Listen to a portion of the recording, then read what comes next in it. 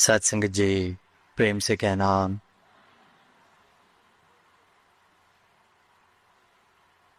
जी हाँ। Easter Sunday का जिक्र हो रहा है कि किस प्रकार आज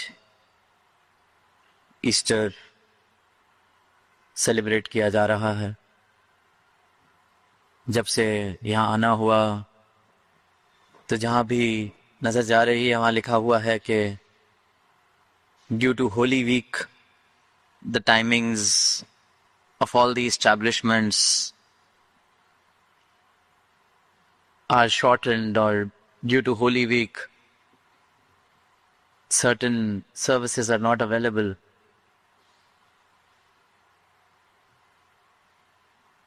And the only thought that came to my mind was, may this holiness, this piousness, this love, this divinity, may this not just be restricted to a week or to certain special occasions or to certain special dates, but may this become this piousness, this divinity, this holiness. May our entire lives become holy. And then the virtues that have been spoken about, the values, the teachings that we have been talking about, the message of Lord Christ that the entire world is talking about during this weekend, during these days. May our lives become the very personification of those values, those teachings, those messages. And may our lives come with a disclaimer that due to these holy teachings, you'll only find love.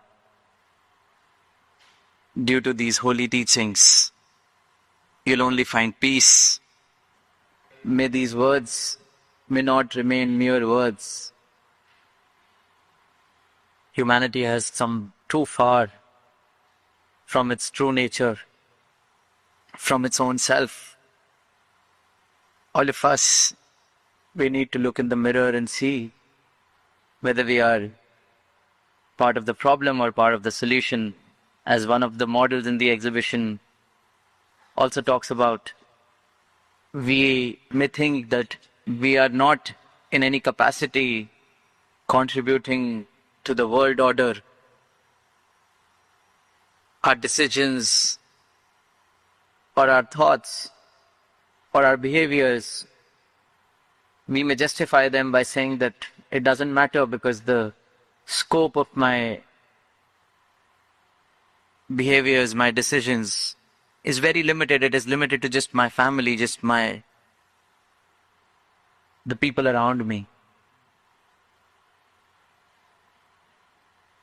But the world that I live in, I am the nucleus of that world. The world that I create around myself. Whether it is peaceful, whether it is full of love, whether it is in bliss or not, depends on my own thoughts, my own actions. It is the world that I create for myself I'm responsible for. And the world that I create for myself will definitely have an impact on someone else's world who I'm a part of. And this ripple effect, this snowballing effect, will definitely have an impact on the entire world order as well. But let us not justify our limitations or our deeds or our thoughts by saying that they have a limited impact. We often do that. We may just do something as basic as litter around the road and say, how does it matter? One small contribution here and there will not make the streets clean. If I stop littering around, how will it ensure that everyone else stops as well? We end up justifying our actions with this argument. But how does it matter if I stop? But the whole point is that it has to begin somewhere. And I can only be responsible for my own actions. And that is the introspection that I need to do, whether I am justifying all the wrong things that I do, all the wrong things that I am aware, and all the things that wouldn't need a lot of effort to change. Very small changes, very small, insignificant changes. They won't take away my free time. They won't disturb the kind of life that I'm living. With very small, mindful changes.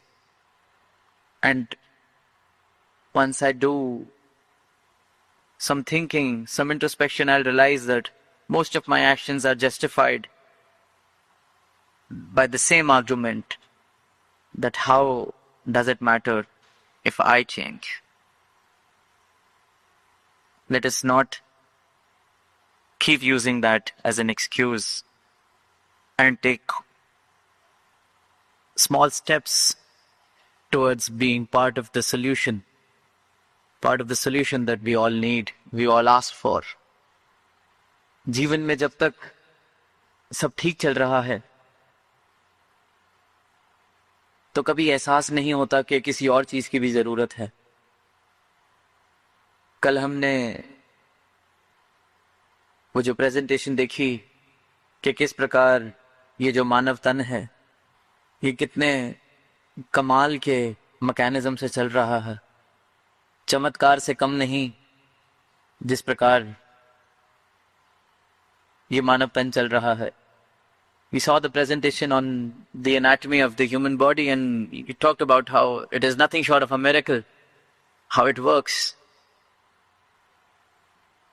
पर हम सब ने इस बात का एहसास किया होगा कि अपने शरीर का हमें खुद एहसास नहीं होता जब तक कोई बीमारी ना आए, जब तक पहली बार कहीं छोटा सा दर्द ना उठे, ये पता ही नहीं चलता अच्छा ये भी अंग मेरा हिस्सा था। हम जब चल रहे होते हैं आम तौर पर जिंदगी में, अपने शरीर पे का एहसास नहीं होता जब तक कोई कांटा ना चुभ जाए, कोई दर्द ना उठ जाए। देखते हैं कि कहीं यहाँ घुटने में दर्द हो गया तो पता चलता है अच्छा घुटना भी है, जब चलता हूं तो इसमें दर्द शुरू हो रही है, घुटना भी है। कल तक नहीं पता चल रहा था क्योंकि सब ठीक था। We often even come into the realization of our body when something wrong happens. Otherwise, when everything's going smooth as the presentation was, we don't even come to the realization or experience this very body that we are using, we are living in. But the moment something goes wrong and we realize, yes, there's something off. During COVID, I lost my sense of smell. And up till then, I never really realized that this was also something that I have been blessed with. तो शरीर जैसी स्थूल ये जो सत्ता है इसका एहसास भी नहीं होता जब तक कुछ गलत ना हो इसके साथ। कल देखा कि हार्ट अगर ठीक से ना चले तो हार्ट ट्रांसप्लांट तक बात पहुंच जाती है, और जब तक सब ठीक चल रहा है हम कोई कारण नहीं ढूंढते कि ठीक क्यों चल रहा है। जैसे ही खराब हुआ तो बात शुरू होती है कारणों की, डायग्नोसिस की, कि ये खराब हुआ तो क्यों हुआ, दर्द हुआ तो क्यों हुआ। ब्लड टेस्ट होते हैं, स्कैन्स होते हैं, कभी पता चलता है कि कोई डेफिशिएंसी है, किसी चीज़ की कमी हो गई है इसलिए ये दर्द हो रहा है, विटामिन डी कम हो गया है, विटामिन B12 कम हो गया है, तो ये कमी। तो हम कारणों में जाते हैं। कल बात हुई रिदम एंड रीजन। जब तक सब रिदम में है, ये शरीर बढ़िया जैसे चलाया है, इस निरंकार ने बनाया है वैसा चल रहा है, तो रीजन की गुंजाइश नहीं आती। रीजन आता ही तब है एक गड़बड़ हुई, शरीर में दर्द उठा तो कारण ढूंढते हैं क्यों उठा, ताकि वो ठीक हो सके। ब्लड रिपोर्ट्स खराब आई तो कारण ढूंढते हैं, फिर डाइट चेंज होती है, फिर एक्सरसाइज शुरू होती है, कारण। और भक्ति में जब मेरा नाता इस परमात्मा के साथ जुड़ा हुआ है, पूर्ण रूप से इस परमात्मा के साथ जब मैं जुड़ा हुआ हूं, सदगुरु का ब्रह्म ज्ञान मेरे जीवन में है, आनंद की अवस्था है, इसके साथ अगर मेरी रिदम बैठ गई है तो मेरे जीवन से सवाल खत्म हो जाते हैं, कारण पूछने मैं बंद कर देता हूं, क्योंकि रिदम का एहसास हो जाता, एकत्व का एहसास हो जाता है। लेकिन जब तक उस अवस्था को मैं प्राप्त नहीं करता तब तक जीवन में कारण रहते हैं, सवाल हम पूछते हैं। और मजे की बात यह है कि जितने भी सवाल पूछ लिए जाएं और उसके जितने भी उत्तर दे दिए जाएं, जब तक इस परमात्मा का एहसास ना हो जाए तब तक वो सारे के सारे जवाब हो सकता है मुझे कुछ देर के लिए शांत कर दें, हो सकता है थोड़ी दिन के लिए मुझे सहयोग दे दें, पर फिर किसी न किसी रूप में वो खड़े हो जाते हैं। कल सतगुरु माता जी ने कहा कि कैसे कोई कारण जो कल तक मुझे सेटिस्फाई कर रहा था, कोई रीजन जो कल तक मेरे सवाल का जवाब था, if I had a question and I had an answer to it, maybe that answer was true for me till yesterday, but something might change and that answer may not satisfy me anymore. छोटा बच्चा होता है, कोई सवाल पूछता है कि ऐसे क्यों होता है, वैसे क्यों होता है, तो माँ बाप कोई भी बात बता देते हैं और वो मान जाता है, चल पड़ता है आगे। कारण पूछता है और उस वक्त उसके तर्क में जितना भी तर्क उसके पास है, जो भी बात उसको कह दी जाती है, अगर तालमेल खा जाए, वो कहता है सूरज क्यों उगता है, रात को कहाँ चला जाता है, तो उसको कहते हैं बेटा रात को सूरज सोने चला जाता है, वो मान जाता है, चलो हम भी सोते हैं, सूरज भी सोता है। पर जब बच्चा थोड़ा बड़ा होता है तो वो कारण फिर सेटिस्फाई नहीं करता, क्योंकि और चीजें समझ आने लगती हैं, पूछने लगता है। तो भक्ति के विषय में इंसान कारण पूछता है, पर जो समझने वाली बात है वो ये है कि भक्ति तर्क का विषय नहीं है, भक्ति हृदय भाव का विषय है। और तर्क बहुत मुबारक हैं, क्योंकि जब तक सवाल पूछ पूछ के मैं इस अवस्था तक नहीं पहुंच जाता कि इसे प्राप्त किया ही नहीं जा सकता सवालों से, क्योंकि बेअंत अगर कह रहे हैं जिसका कोई अंत नहीं, अनहद है जो, असीम है जो, अगर सवालों के उत्तरों में वो बंद हो गया तो फिर वो असीम कहाँ रहेगा। और जब इस अवस्था पर इंसान पहुंचकर अपने सवालों को छोड़ देता है, समर्पित हो जाता है, जो बूंद और सागर वाली बात हमने आज भी जिक्र सुना, तब रीजन खत्म हो जाते हैं, तो सिर्फ और सिर्फ रिदम, क्योंकि इसके साथ एक हो गए। और जब एक हो जाते हैं तो वो सवाल जो मुझे कल तक सहयोग दे रहे थे वो भी बहुत मुबारक हैं, क्योंकि उन सवालों को ठीक से पूछा जाए, उनके उत्तर देखे जाएं। उन सवालों का सिर्फ और सिर्फ एक काम है, मुझे उस अवस्था तक पहुंचाना जहां मैं इन सवालों से थक कर कह दूं कि ये सवाल के जितने भी उत्तर मिल जाएं, ये परमात्मा उनसे बड़ा। एक दार्शनिक की एक बात कहीं पढ़ी थी, वो कहता है कि परमात्मा के होने का सबसे बड़ा प्रमाण ये है कि इसका कोई प्रमाण नहीं दिया जा सकता, क्योंकि प्रमाण तो हम उस चीज का देंगे जो मुझसे छोटी है, मुझसे बनाई गई है, जो मेरी बुद्धि में सीमित हो सकती है, क्योंकि बुद्धि भी उससे ही राजी होगी जो बुद्धि को समझ आए, पर परमात्मा बुद्धि के पार का विषय। तो दार्शनिक कहता है कि सबसे बड़ा प्रमाण ही ये कि कोई प्रमाण ही नहीं है, क्योंकि जो साइंटिफिक प्रमाणों की हम बात करते हैं, ये तो इस माया के प्रमाण में दे सकते हैं। Matter, the world that we see, the physical world that we see, we experience, but ये उसके भी पार है। इसलिए फिर आनंद की अवस्था की बात की जाती है, इसी रिदम की बात की जा रही है। इस एक के साथ जब एक हो जाते हैं तो फिर जैसे ये बहे हम वैसे बहते हैं। कारण हम तब ढूंढते हैं जब हम इसके साथ बह नहीं रहे, इसके साथ नहीं चल रहे, जब इसके भाव के खिलाफ चलने का ध्यान है तो जीवन में संघर्ष है, तो जीवन में कारण है। और जैसे जैसे मेरी अवस्था ये बनती है, अब ये जहां चलाए मैं वहां चल रहा हूं, तो जीवन में संगीत बनता है, संघर्ष की जगह संगीत बन जाता है। और जब संगीत बन जाता है तो फिर कारण नहीं, कारण तब तक है, सवाल तब तक है जब तक सुर ताल समझ रहा हूं। और जब पता चल गया कि संगीत बजता कैसे है, संगीत होता क्या है, तो फिर कारण नहीं, फिर आनंद। कहीं किसी को गाते सुनते हैं और आनंद आ रहा है तो हम कारण नहीं पूछते, क्योंकि आनंद का एहसास ले रहे हैं। कारण तब तक पूछा जाता है, अच्छा इसने गाया कैसे, बजाया कैसे, जब तक बुद्धि से उस अनुभव को मैं ले रहा हूं। और भक्ति इस बुद्धि के पार का विषय। जीवन में जब तक सब ठीक चल रहा है, बड़ी आम बात एक है, दुख में इंसान परमात्मा को याद करता है। हर एक इंसान की ये कहानी है। कबीरदास जी ने भी कहा कि दुख में सिमरन सब करें, सुख में करे ना कोई, क्योंकि इंसान का मन इस प्रकार है। जब कुछ बिगड़ता है, जैसे दास ने शुरुआत में कहा, जब तक सब ठीक चल रहा है तब तक एहसास नहीं होता। शरीर बिल्कुल ठीक चल रहा है, शरीर का भी एहसास नहीं होता। जीवन ठीक चल रहा है, मैं ये मान के चल रहा हूं कि करने वाला मैं हूं, और सब जब तक अच्छा हो रहा है तो कर्ता होने में मुझे कोई परेशानी नहीं है।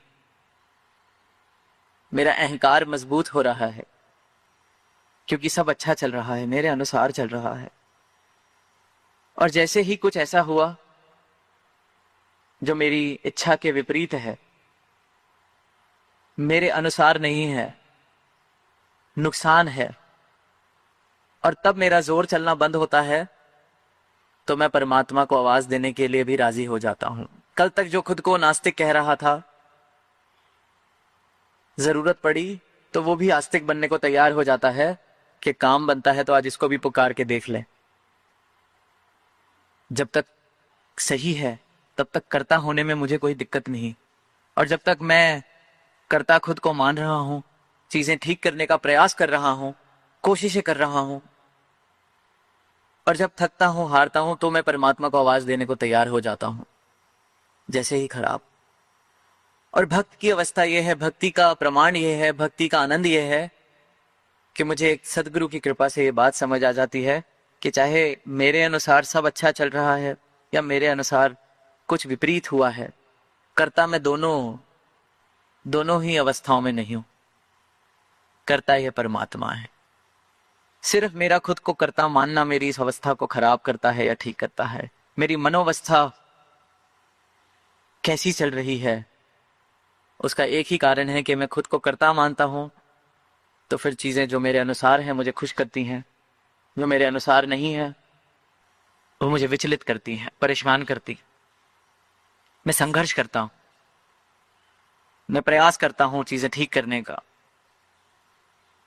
और आनंद की अवस्था जीवन में तब आती है जब सदगुरु के ब्रह्म ज्ञान से मुझे अपनी पहचान हो जाती है, जब ये पता चल जाता है कि मैं तो हूं ही नहीं।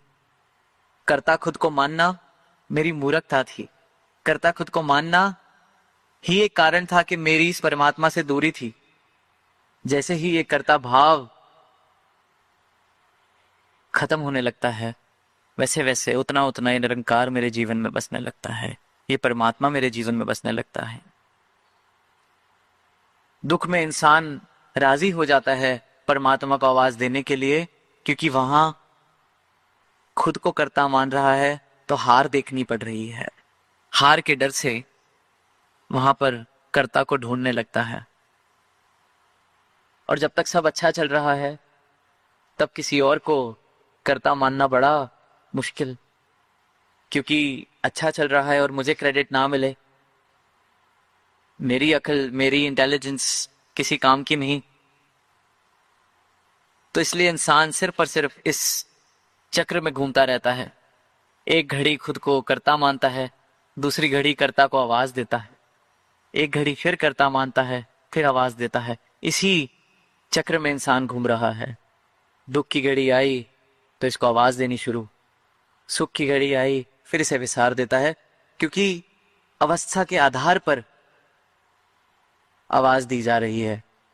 जानकारी नहीं है, प्रेम नहीं है, देखा नहीं है, अभी भी खुद को कर्ता माने हुए है। और उस मौके पर भी खुद को कर्ता मानते हुए परमात्मा को आवाज दी जा रही है कि अब मेरी अकल कह रही है कि परमात्मा को बुला ले, आवाज दे दे।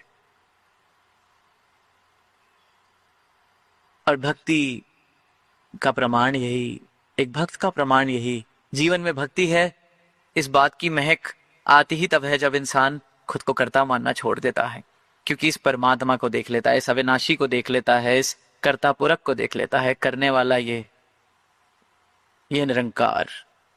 और इस निरंकार को जान लेना, इस निरंकार को देख लेना, इस कर्ता को देख लेना और फिर अपनी मैं को इसमें मिटा देना, ये एक भक्ति, ये भक्ति सदगुरु ने बताई। ये भक्ति जो आनंदमय, ये भक्ति जो सत्य से मुझे जोड़ती है, ये भक्ति जो इसके एहसास में मुझे हर पल रखती है, इसी भक्ति को प्राप्त किया जा सकता है, ऐसी भक्ति भरा जीवन जिया जा सकता है। और इसीलिए ये मानव तन मिला है और यही आवाज ये युगों युगों से देते आ रहे हैं। तो इस आवाज को हम सुन रहे हैं, इस ज्ञान को प्राप्त हमने किया है, या आज इस आवाज को सुन रहे हैं और ज्ञान प्राप्त नहीं किया। जीवन जीने के दो तरीके हैं, एक खुद को कर्ता मान के और एक इस कर्ता को जान के। और यही जीवन में फर्क है, एक भक्ति वाले जीवन में और एक जो हम अंधकार में अज्ञानता वाला जीवन जी रहे हैं उसमें। तो अंधकार से प्रकाश की ओर की यात्रा हर एक मानव के लिए मुमकिन इसलिए ही मानव तन मिला है। और दातार से यही अरदास कि अंधकार से प्रकाश की ओर सबका मुख हो, सबके जीवन में अंधकार से प्रकाश की ओर अब सबकी यात्रा पूरी कराएं, सबका जीवन ज्ञान उजाले से रोशन हो सके। प्रेम से कहना, ध्यान रखना।